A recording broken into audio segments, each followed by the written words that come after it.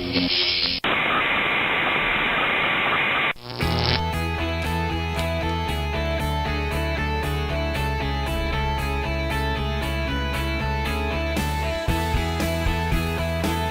here we are again. It's Larry Steinhouse, and this is the Larry Steinhouse Show. And I am so excited. What an awesome day! Well, I got so lucky. I got to take a half an hour break. I had a guest not be able to make it, which honestly was great, only because I got a half an hour break to eat. I was trying to figure out how I was going to eat today. I was trying to figure out how I was going to go to the bathroom today, and I solved all of those problems. Actually, the problems actually ended up solving themselves. I'm not going to explain how I solved the going to the bathroom one, but that's a different story. Let's not get into that at this point, because right now I've got a cool guest. Actually, I've got Dr. Dan Cruoglio, and Dr. Dan. We're going to talk about this in a minute. Dr. Dan is a chiropractor, and I'm pretty excited because he's a chiropractor. But you know, every time I've gone to the chiropractor, I've noticed they're different kind of people, and Dr. Dan finally realized that he is a different person, and because he's a different person, he started teaching people how to live their life in a much better way. He started teaching people business and people how to manifest their destinies, and I am just so excited. So everybody going to have to say hello to Dr. Dan. I realize you can't really say hello, so everybody look at your computer screen right now and wave, and Dr. Dan, you wave back. How's that? There you go. Beautiful. All right. Okay. So tell us a little about all right? So tell us a little bit about what you do and why you do it. Okay, well, why I do what I do is because in 2008, I had a very successful multidisciplinary office. We had chiropractic, we had a medical doctor, physical therapist, massage therapy. And in July of 2008, my wife was diagnosed with a malignant brain tumor. And while she was in the hospital, we got a call saying that we lost our practice in a fire. Wait. Let me get this straight. Yep. This is all in one day? All in 1 month, within 2 weeks. Oh, within 2 weeks. Mm-hmm. So you were just a little bit stressed out. A little bit of stressed out. And then, so first your wife, cancer first? Right. She was diagnosed July 5th, 2008, Oy. the day after 4th of July. And then what day was the And then fire? about a week later, I got a call. A friend of mine called me. He goes, "Is someone with your wife?" I said, "Why?" He goes, "Well, I just drove by your office, and I think you better get down here." And we got down there, and the whole place was destroyed. I was in knee-high deep of water from the damage from the fire department being there. So first thing I thought of was my patients. I called up all my friends. They took my patients. I basically gave my practice away. Oh, my goodness. Wow. And took care of my wife. Wow. Became my wife's caretaker. And interestingly enough, one of my patients happened to be the founder of a coaching school. And he said to me, "Why don't you go through my program? You could take care of your wife and coach."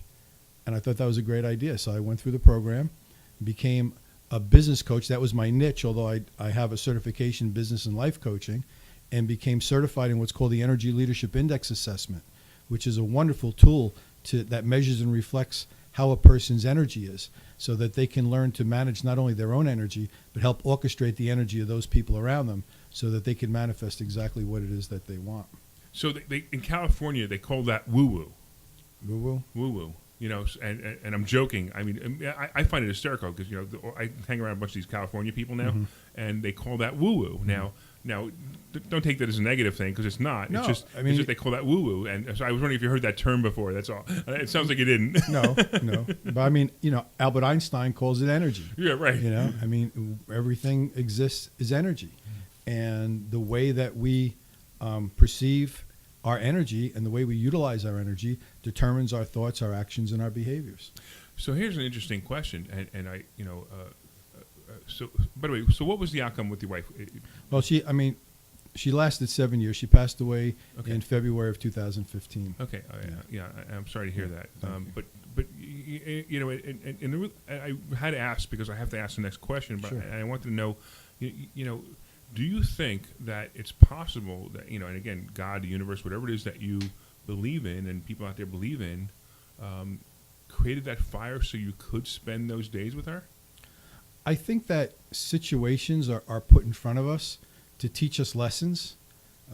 Those things that we don't learn, we get to repeat. If you haven't figured that out yet, you'll see that things keep showing up all the time. You're not that much older than me. But they do. And I think that's why I think one of Anthony Robbins' saying about the definition of insanity is doing the same thing over and over that's again. Albert Einstein, actually, right? Yeah, right? yeah, it's Albert Einstein, Yeah. right? Yeah. Expecting Different different results, right? Exactly. Well, the reason for it is because people are not aware of what they're doing, so they keep repeating the same thing over and over again. So what do you think? What were some of the things in your life that you think you were repeating over and over again that you had to stop? Well, I think one of the things which is very important, and I think a lot of chiropractors suffer from this, is being a people pleaser. Oh, that's interesting. Yeah, and so that kind of limits you in how you move forward, because if all you're doing is trying to please people, that's a very, very low form of energy. In the Energy Leadership Index assessment, we talk about 7 levels of energy, which was developed by Bruce Schneider, who happened to be one of my patients. Well, that's awesome. Yeah, so wow. I learned it, and I learned the assessment, and I learned how to debrief the assessment.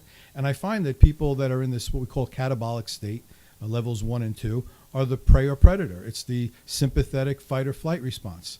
Right, sure. Right? So you're either going to run away from a situation, or you're going to stand there and fight. One of two things. Either one is really not that resourceful, because it takes a lot out of you physically.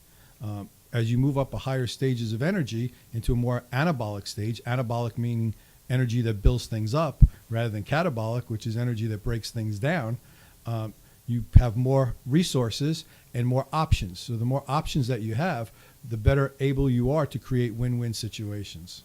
All right, wait. Now you're actually. It's interesting because I'm a big person that believes in the manifestation of our own destiny. I believe that you can create your own destiny. You can't just do it with a snap of your fingers, but you start yourself on a path and you end up there. Or at the very least, if you imagine yourself there, the universe, God, will create that the opportunities to give it to you, as long as it's something that you want.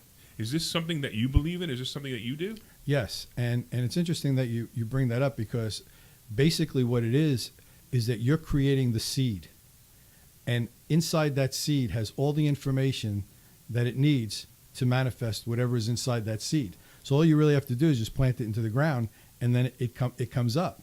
So I think that people sometimes have the wrong impression about affirmations, about visualization.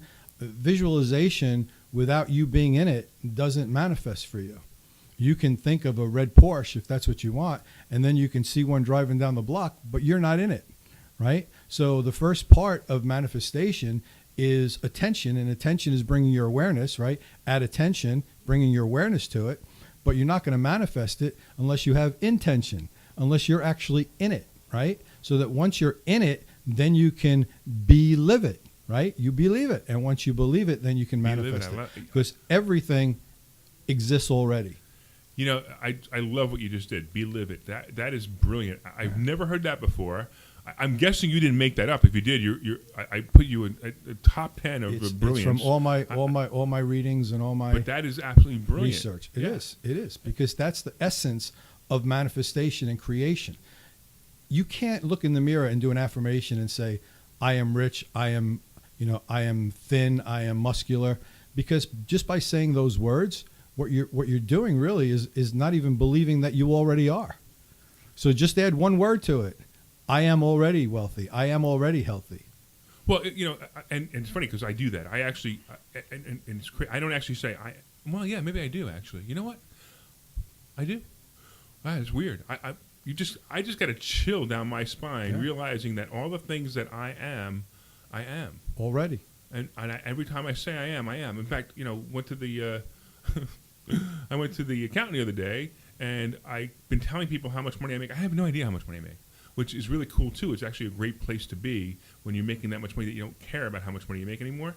But I've been using an approximate figure, and the figure was dead on. Like within $20,000, it was dead on. It was pretty good. I mean, it was a pretty high figure, so $20,000 is a pretty small percentage. So it's pretty close. So it was pretty. I was like, wow, I'm not. I really am here. And that's kind of cool, so I've arrived. So I like the fact that you say, do I am. That's actually absolutely incredible. Right. So I am already. I am a TV and radio host. Already. Right? I am already. Already. Oh, that is okay, yeah. I am already a TV and radio host, right? Yes. because you know what, this is something that I've wanted since I was a young kid. Right. I've always wanted to do this, and here I am doing exactly what I'm going to say, and I'm doing it for fun. By the way, Furley just sent a heart out. So I don't know if you do you know Furley. I do. I know she actually recommended you for this, didn't she? That's right, she did. Yeah, she became a good friend. So thanks, Furley. Thanks for number one recommending, and thanks for tuning in. That's awesome. We're looking forward to seeing you later on today too. So tell us a little bit more about. So you help people with businesses, right? Yeah, because what happens is that the reason why people have problems in business or in life is because they have conflicting beliefs. And these conflicting beliefs prevent them from happiness, from moving further, right? So for an example, you could say, you know, I really want to be in a very loving, monogamous relationship. And then say, but I also want to date other people. Right. You can't have both, right? So there's a conflict. So you have to figure out exactly what your values are and either honor your values or change your values. So most people, when they think they're in business, what they really are is that they have a job. Most solopreneurs just have jobs. They don't have a business. By definition, a business is a profitable entity that runs without you being there for the purpose of, number one, leaving it as a legacy for your children, number two, selling it, or number three, having somebody run it and you collecting passive income. That's why you have a business. So I agree with your statement. However, but I don't have a business, but I don't have a job. Okay. Right. You know, because but if making money comes without you being there. Well, some of what I do does, and you're right. You know, you're right, because like the school we have in a school called Investor Schooling, which is a really cool thing, and we teach people how to invest in real estate, how to invest in the stock market. You're right, I have to be there because right now, and you're right, that is a job. But when I say it would be a job that most people consider a job, but I can't even consider it a job because frankly, it's just fun for me. It's just so much fun. I just do it. And right, and as long as you're able to show up there, it's wonderful. Right, and but then what happens when you don't? Right. What happens when you can't? And that's true.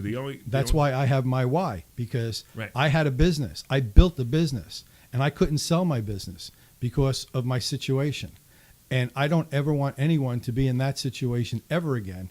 And so I've created a system because in order to have a business, you need certain phases of business. It's just not one phase of it. Most people think that the operations of your business is your business, but there's a financial aspect, there's a strategy aspect, there's a marketing and advertising aspect, there's a people aspect. You can't do it alone, and you need to create a system because if you want to sell it eventually, no one's going to want to buy a debt machine. They want to buy a cash machine with a system that you turn the key in, and there it goes.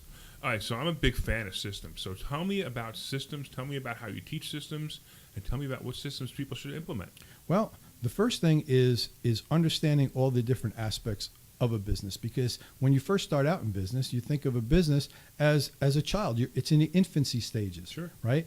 At that point in time, you wear all the hats, right? You do everything. You do the operations, you do the sales, you do paperwork, you do all that stuff.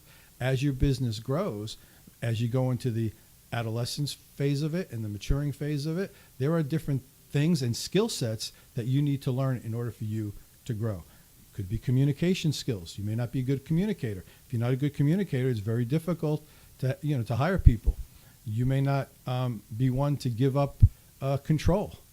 I always have a saying that says, that which you control controls you. So those are certain things. You've got to learn what I call the 4 Ds. Either do it, delay it, delete it, or delegate it.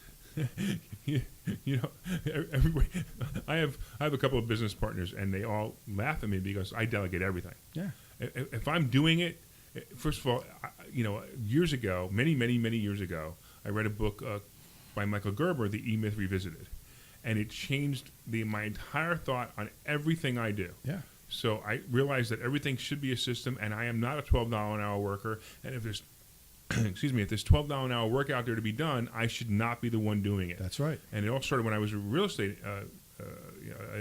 agent, and I realized that I should not be mailing anyone anything. I should be having an assistant do this. And I set up systems, and it's funny because that was where I learned it. I learned systems. Actually, it was a company that they out of business at this point, but it was a company called Hobbs Herder.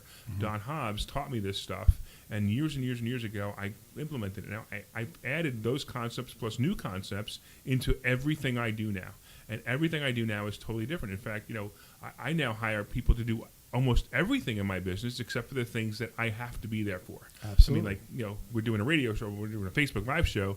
Obviously, I have to be sitting here, right? But this week there were emails going out, there were advertisements going out, so people were paid to do those things for me.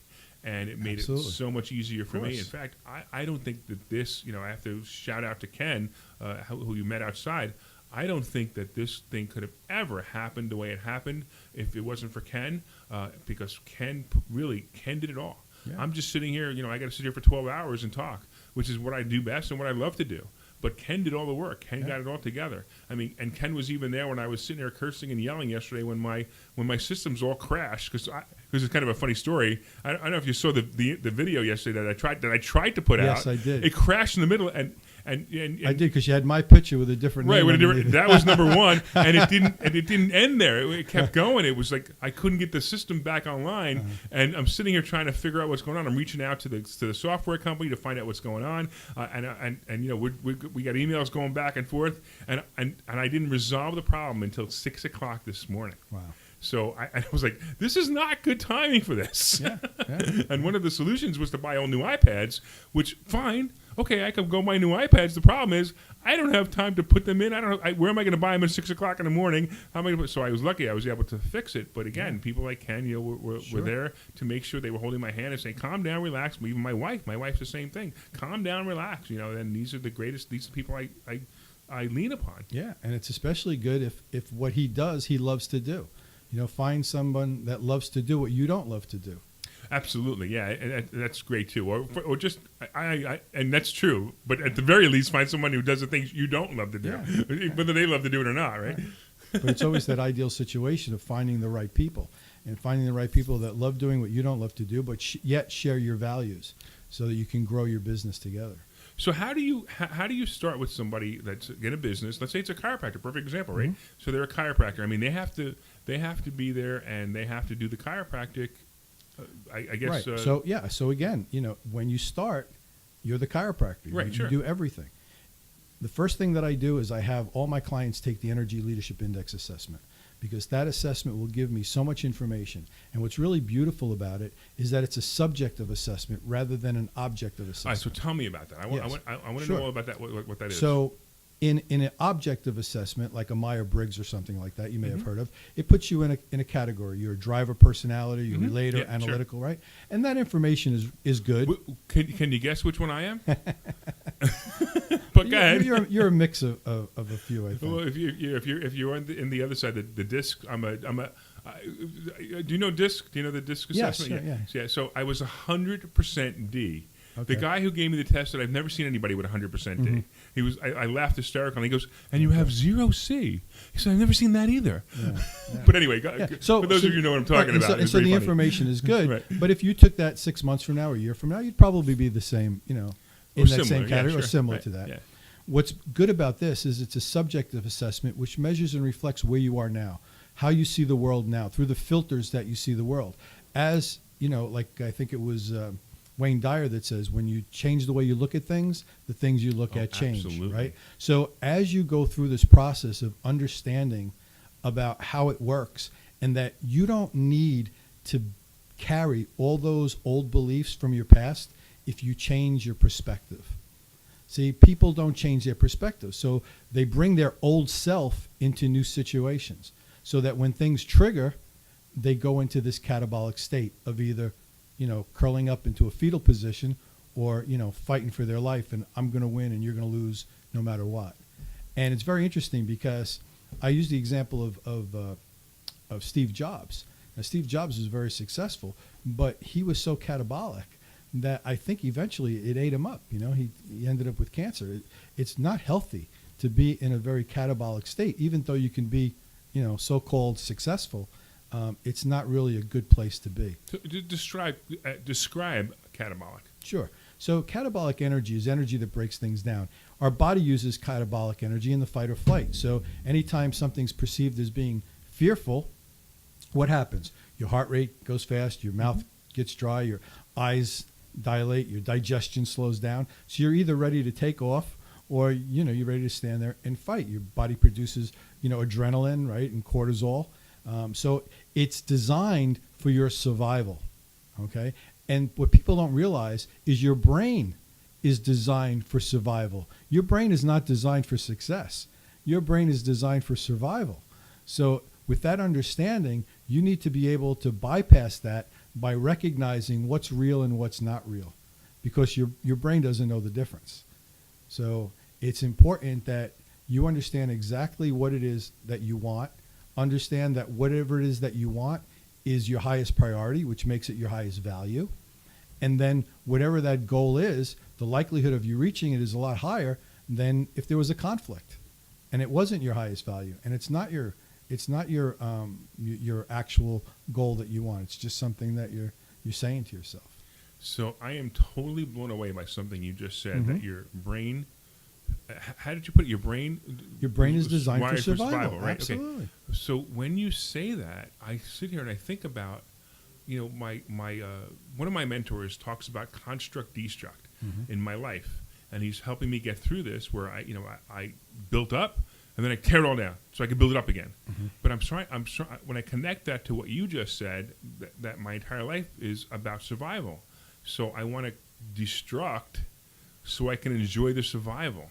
And I'm breaking out of that, which is amazing to me. But I'm wondering how this system that you have, or this idea that you have, can help me break out of that. Well, the first thing is by recognizing where your energy is normally and where your energy defaults to when you perceive something as being stressful or fearful. And then the next thing is to understand what the triggers are, and then to work with that aspect of your behavior so that those triggers no longer have power over you, right?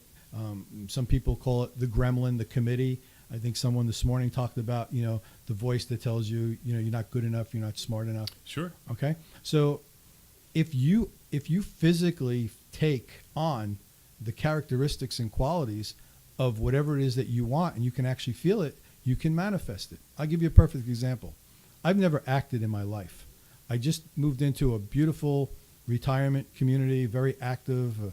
It's like I tell people it's like sleepaway camp. And I played sports all my life. I played football and baseball.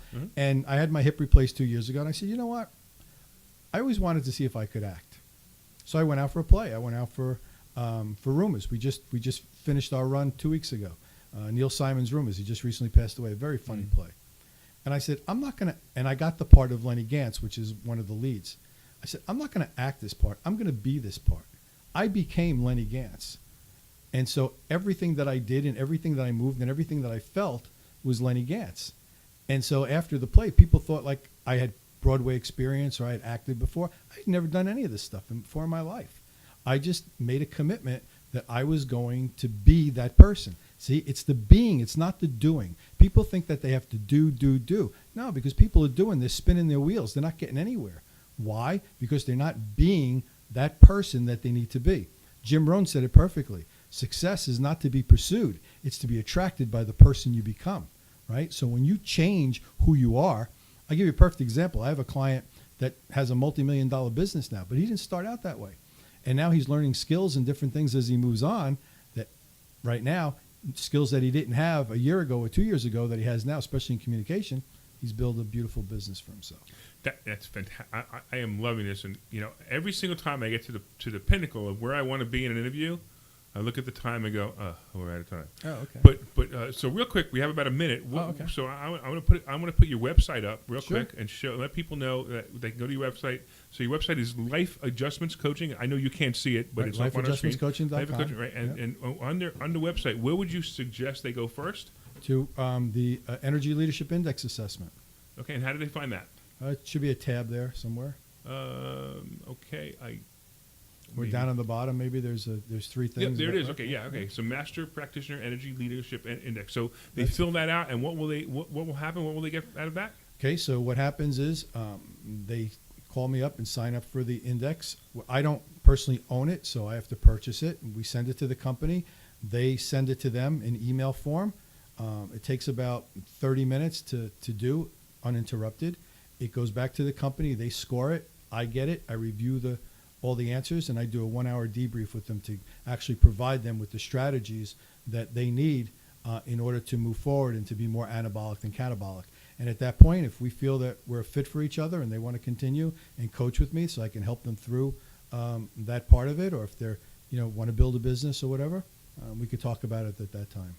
Like I say, I love it. I think it was great. I think this interview was great. And I'm going to tell you, for those who are watching it, I've never met this man before. I mean, he walked into my office 15 minutes ago or half an hour ago, I guess, and that was the first time I ever met him. So understand that, I had great faith in Furley. Thank you so much for introducing us. And at the same time, I'm in awe. I think this is fantastic.